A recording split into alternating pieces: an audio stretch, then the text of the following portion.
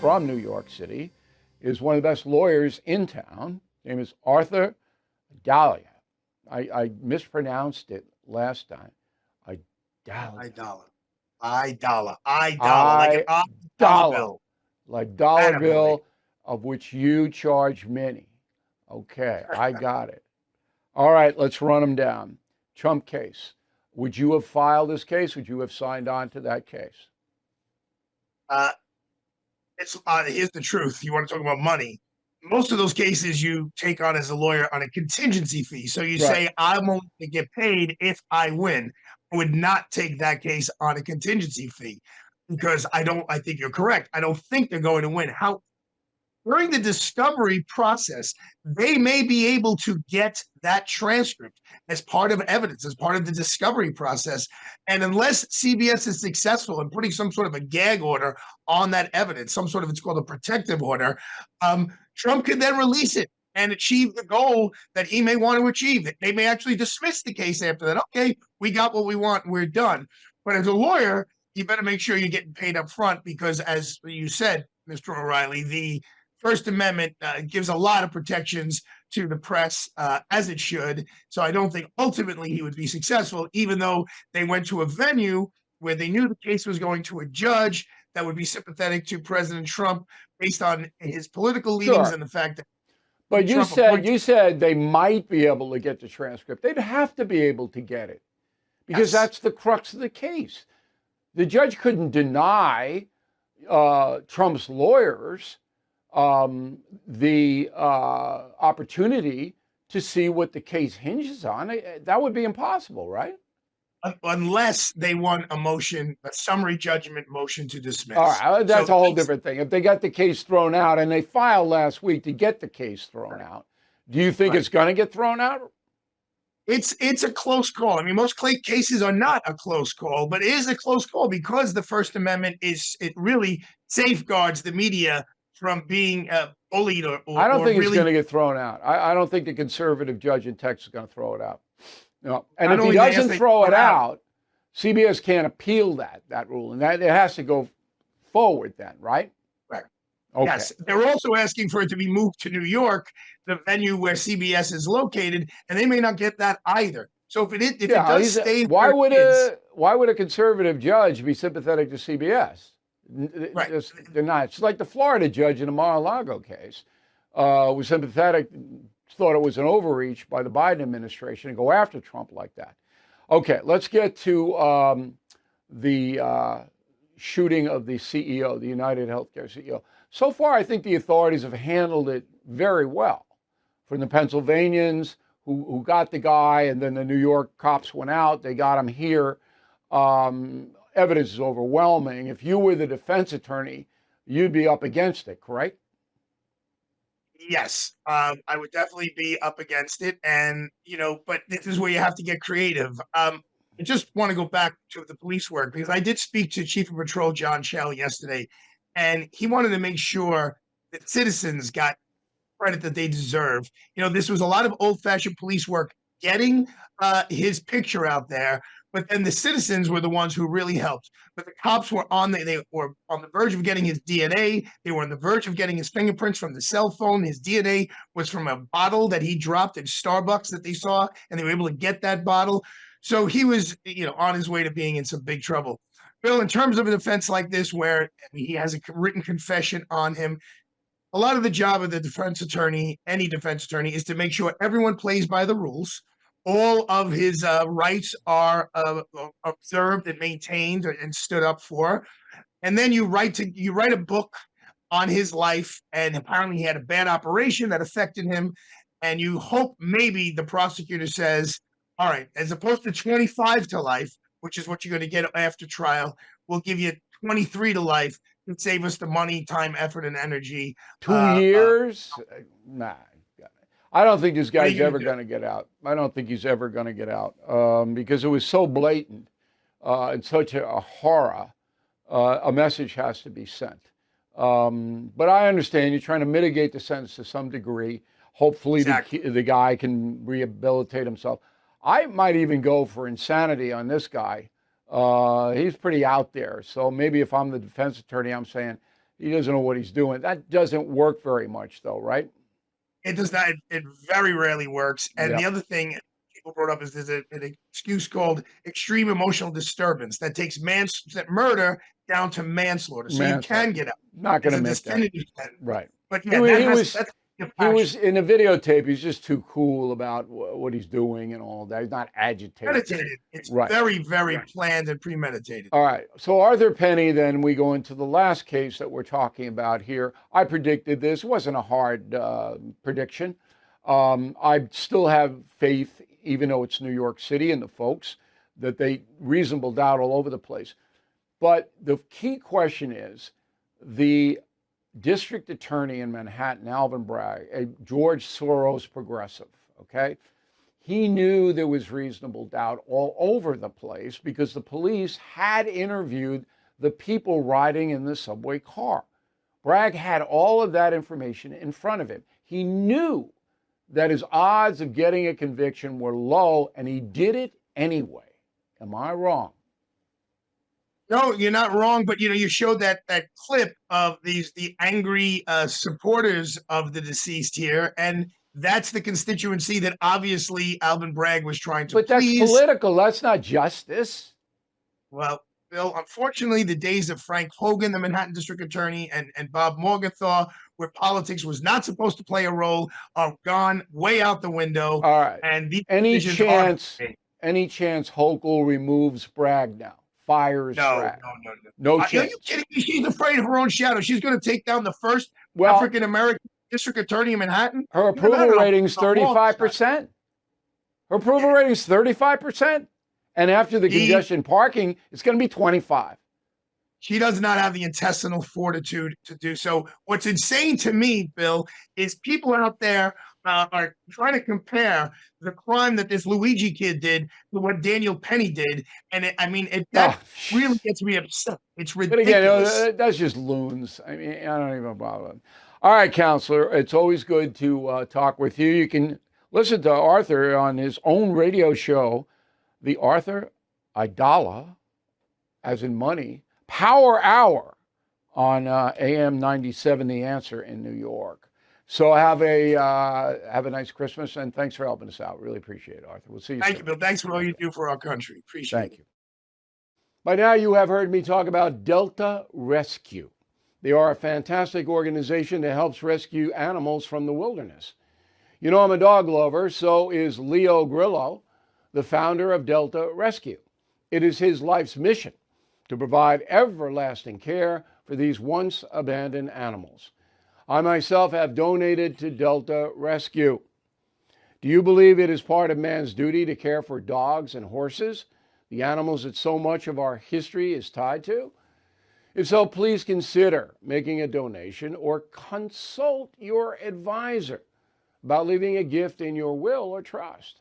There can be some tax advantages, and it's a great way to help Delta Rescue accomplish their mission. So please visit deltarescue.org to learn more. That's deltarescue.org. And joining us now from Washington, D.C. is the aforementioned Attorney General of South Carolina, Alan Wilson. Pleased to have you. The fairness thing in Tennessee, South Carolina, and other states, parents say, hey, we don't care. In fact, we want our child to transition. And it doesn't matter from male to female and female to male. And you, the state, have no right to stop that. And you say? Well, first off, the states have an inherent general police power to do all kinds of things. We regulate the practice of medicine as a profession. That is done at the state level, not the federal level. States has been upheld by the Supreme Court. States can pass reasonable restrictions on when a minor can ride in the front seat of a car, when a minor can buy tobacco, when a minor can consume alcohol, when a minor can even consent to having sex. This state of Tennessee, South Carolina, and 23 other states have passed laws passing restrictions on something that is far worse than those things I just mentioned, an irreversible procedure that can never be turned back. Taking hormones, engaging in chemical castration or genital mutilation is something that cannot be undone. The states have determined that is something we want to place a reasonable restriction on. Again, this is not a parental rights issue. Parents have the rights to raise their children however they deem fit. But again, you can't withhold an education from your child. You can't beat your child. You can't put your infant in the front seat of a car in our state. You certainly can't give your minor child alcohol. Okay. So these are reasonable restrictions. So the way you're framing this, though, if a parent or parents want their child to be able to transition, they're abusing that child. That's really what you're saying. Well, what I'm saying is that the state has a compelling interest to protect the health and welfare of its children. And again, a parent taking their child out of school and never educating them or giving them alcohol when they're 10 years old could harm the health and welfare of their children. I'm not necessarily accusing parents of, well, I personally think having your 10 or 12-year-old engage in gender transition surgery is child abuse. But if you believe that is the case, then you can obviously raise your child however you want. You just can't have irreversible surgeries performed on them. That's all we're saying. And you're getting a third party involved. You're getting the state to sanction it. If the state doesn't, if the state says it's the majority of states allow this, so they're basically saying we don't care if the parents are down with it, we'll go along. What separates Tennessee, South Carolina, the other 23 states from the permissive states? Because it's a big gulf, I think. Wouldn't you agree? I haven't read every single gender transition law for minors in every state, but generally they're all the same. And there's very negligible differences. Obviously, some states allow you to perform it as early as you want. There are parents in some states, blue states, transitioning their children as early as 2 or 3 years old. I mean, it's really, to me, that is real child abuse. It's horrible. But the states, remember, the states have inherent power, the authority, a general police power to regulate themselves. That's not a dispute. You're going to win the case. Supreme Court's going to rule 6-3 that the state of Tennessee and every other state has the right to regulate this. But I'm trying to get into the gulf between New York State, where I am now, and your state, South Carolina. So you feel compelled to protect the minors there from a decision that you rightly described as life-altering, can't be reversed. Yet the people here in New York, they don't care. Can you explain that dichotomy? Listen, I cannot get in the head of somebody who would support gender or genital mutilation and chemical castration on a minor child. I just can't. I can't do that. So you don't know. You never talked to anybody. I don't have an answer. Yeah. Okay. It's fascinating, though. It really is, because the gulf is so huge. All right, let's go to the undocumented Obamacare people. Now, you're going to be accused of being heartless and putting these people at risk. They're here, and now the federal judge says, nah, you can't, even if they don't have any money, we're not giving them health care. How do you justify that? Well, first off, I mean, it's the law. It's federal law. I mean, I can't imagine anyone in America expecting to go to any European country or Latin American country and expecting to live on their welfare system. Again, this isn't about being heartless. This is about following the law. I thought it was heartless to have the immigration policies that Biden and Harris had for the last 4 years, where you allowed tens of thousands, millions of people to en masse across the Rio Grande into the interior of the United States, releasing them. We can't find 300,000 minors right now who came across the southern border. To me, that is heartless. And Bill, I want to remind you of something I take very personally. It was in 2009, a congressman on the floor of Congress yelled out at the president, "You lie," when he said that no illegal aliens would ever receive taxpayer-funded health care. That was someone I happened to be related to, Joe Wilson, if you remember. And here we are. We have an administration, then Vice President Biden, President Biden now, doing exactly what the Democrats said they wouldn't do. Where does it end? It's a slippery slope that you can't fund the entire world's welfare program. No, listen, I understand that. But if I'm sitting next to Pope Francis, he's going to say, Mr. Attorney General, these are human beings. They don't have any money. They're here, probably shouldn't be, but they're sick. What do we do? Well, I would tell Pope Francis, you don't violate the law. I mean, obviously, there's all kinds of social services. There's faith-based groups. There's organizations out there that can help those people in need. But basically, when you reward people for committing a crime and you incentivize more of that crime, the system can't withstand it. It cannot hold up. And we're just going to incentivize. Ronald Reagan tried to deal with this 40 years ago, It was supposed to be temporary. Barack Obama did it again. It's going to get worse and worse and worse. We simply can't afford it. Okay. Fiscally, it is a huge problem. How much has the open border Biden policy hurt your state?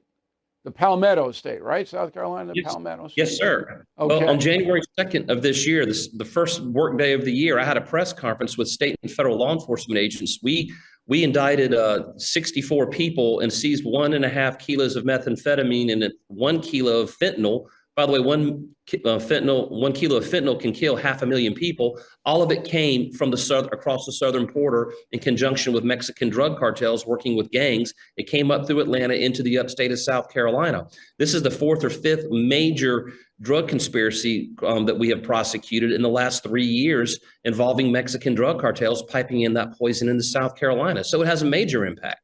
Okay. How much of a problem is the trans kids in South Carolina? South Carolina is a red state. It's a conservative state, church-going state, traditional value state. How much of a problem is that trans thing for you? I mean, we have the population of trans is so minuscule. That's what I don't even think. Right.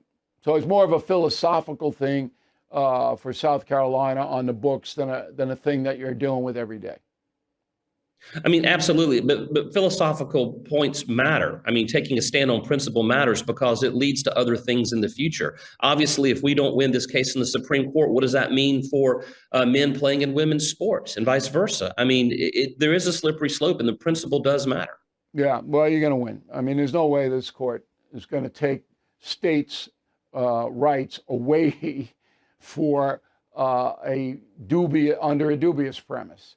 Because I agree with you. I mean, I can't imagine, because kids are kids and they change, and if once they're over 18, okay. But under 18, leave them alone. Help them out, but right. I want you to have a nice Christmas, Mr. Attorney General. It's very nice of you to help us out today. Merry Christmas. Today's economic climate, very stressful, as you know. But with the Fed finally dropping interest rates, there's no better time to put you and your family in a better financial position. As a homeowner, American Financing can help you free credit card debt by using equity. They've already helped thousands of families just like yours. On average, American Financing saves borrowers more than $800 a month. That's like a $10,000 raise in the marketplace. Better yet, it costs nothing to find out how much you can save. They are even closing some in as little as 10 days. And if you start today, you may not have to make next month's mortgage payment. There's no better time to turn your situation around. Please call today, 888-462-9557, 888-462-9557. 9557, AmericanFinancing.net. President Trump's victory is a win for America. That's what most voters think. But Bidenomics has left us with a failing economy. I rely on American Hartford Gold to protect my savings with physical gold and silver, and you should consider that. American Hartford Gold has thousands of five-star ratings and an A+ from the Better Business Bureau. A tax-advantage gold IRA can shield you from worsening inflation. You can even roll over your 401k or IRA tax-free and penalty-free. So act now before it's too late. Call or text American Hartford Gold. Tell them Bill O'Reilly sent you for up to $15,000 of free silver on qualifying orders. Call 866-501-5201 or text BILL to 65532. That's 866-501-5201 or text BILL to 65532. Smart life. You want to live to be 100? I do not. Okay? I don't want to ever be dependent on anybody. So as long as I'm healthy, as long as I'm functional, good. I'll do the best I can. But when I decline and when you're 100, come on. Okay? So I'm fine with saying adios, amigos. So health.com, they did a study of a bunch of people who are 100 years and older to find out what foods they ate to keep them alive. And here are the foods. Beans, we all know that. Leafy greens, yep, we know that too. Nuts and seeds, you know, I eat cashews, they're good. Seeds, I'm not a big seed fan. Whole grains, okay. Controls blood sugar, very important. Olive oil, excellent. That's a Mediterranean diet. Turmeric, I don't know what that is, but it's some kind of thing you put in your food. Sweet potatoes, love them. Seafood, big on seafood. Okay. Fruit, you know, here's my dilemma. I do eat fruit every day, but I also drink fruit juice, and that's loaded with sugar. So I'm trying to get a line on how much fruit juice I can drink without raising my blood sugar. It's hard. Anybody knows, let me know. And then tea. I drink Japanese tea, Showa. You can get it on the internet. And I have nothing to do with the company. Okay? CHO-WA. It's Japanese tea. Raises your immune system. Tastes awful. Okay? But you got to tough it out. And if it's hot and it's cold outside, it's not so bad. All right. The Reagan movie. Dennis Quaid, Penelope Miller, John Voight. Big hit. Did very, very well. And as you know, I produced a movie, executive producer, along with Ridley Scott, Scott Free, called Killing Reagan, based on my book. And that was very successful. But the Reagan movie did very well. It was released August 30th last summer. And now it's out in DVD for Christmas. You know, good stuffing stuffer, all right? Now, I did not know this because I didn't see the Reagan movie because I was too busy and I have my own movie and whatever, but I'll watch it. Gene Simmons from Kiss provided some of the music for the Reagan movie. So why did you get involved with this? When my mother came to America with yours truly, I was 8.5 years old. We are immigrants. We are legal immigrants. And as far as I'm concerned, I was born in the promised land. But let me tell you something. America is the promised land. Now, you came from Israel? Is that where you came from? I don't look Swiss, do I? No, you don't. Not at all. That's right. That's where I was born, yeah. And came to America and discovered that anything is possible. There are no limits, no nothing. And despite the fact that people agree and disagree and all that stuff, this is still the light and will continue to be the light that shines the world. Did you admire Ronald Reagan? Did you admire him? I did. I was much younger, obviously, when he was president. And I knew nothing, almost nothing about the body of politics. But interestingly, in hindsight, it bears noting that the political and pop culture figures of any age were always about the impression, the ability to communicate a feeling, and perhaps that's more important, the power of the personality than what's written on a piece of paper. And now imagine a different president trying to communicate with Gorbachev and literally causing that wall to come down, which resulted in the fall of communism. Did you take any heat?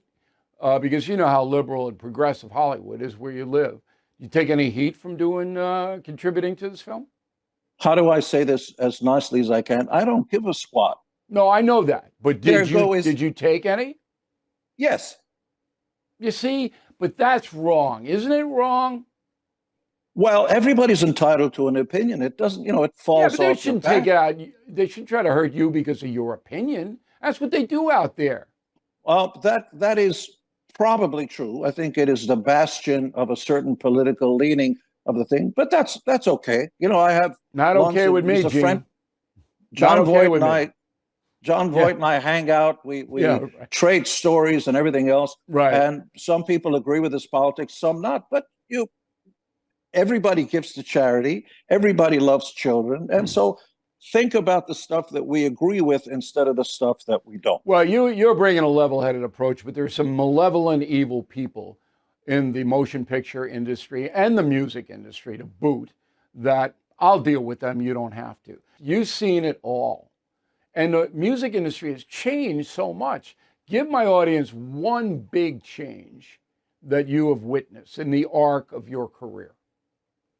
Unfortunately, the business model is dead, and new bands don't have a chance, especially rock bands. In a certain way, rock is finally dead. Rock and roll is dead because the freckle-faced kid next door to you, who's a good kid and good family and everything, has become entitled, feels entitled to be able to download and file share and get all this music for free. Yeah. And, you know, it's interesting that people don't understand this. It's like, so what? You're too rich to care. Why do you care? Well, imagine you work for a living, you write a book, you sell groceries or whatever, and people don't pay you for the work that you put in. Then you understand. Then you say, well, wait a minute. I worked for this. How come I don't get paid? And that's what's happening with new artists. And it breaks my heart because right, new and they're bands not rich. They're creative, No. and they're trying to get to a platform where they're self-sustaining, and you can't now because of the internet. Well, it's very fascinating. I'm going to bring you back, and once you start your tour, let us know. We'll take some video of it. We'll bring it back. You're an interesting guy. I've known Simmons for a long time. I never painted my face like Kiss. I have to admit it. I'm much too handsome to do that. See, my theory is these guys had to do that. I don't have to. I want you to have a nice Hanukkah and a very nice celebration on the West Coast. My best to everybody, Gene. Thanks for coming on. Thank you, young man. Okay, cheers. Thank you for watching the No Spin News. To watch the full episode anytime on BillO'Reilly.com, please sign up to become a premium or concierge member. Visit BillO'Reilly.com to sign up and start watching today.